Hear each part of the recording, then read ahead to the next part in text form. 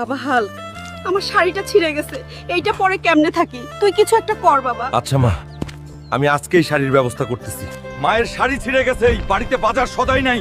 আজ আমাকে কাজ করে টাকা জোগাড় করতেই হবে, অভাব দূর করতেই হবে।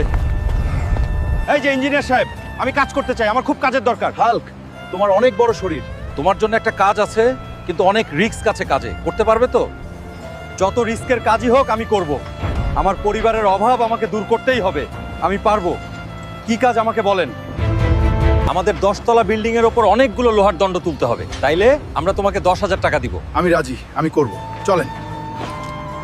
বন্ধুরা, তোমরা লাইক সাবস্ক্রাইব করে আমার শক্তি বাড়িয়ে দাও, যাতে আমি ঠিকভাবে কাজ শেষ করতে পারি। এই নাও হাল্ক, তোমার পরিশ্রমের টাকা। যাই, এখন বাড়ির জন্য বাজার আর মায়ের জন্য শাড়ি কিনি। আমার মায়ের জন্য একটা ভালো চাইতে শাড়ি দেন, তাড়াতাড়ি যাই।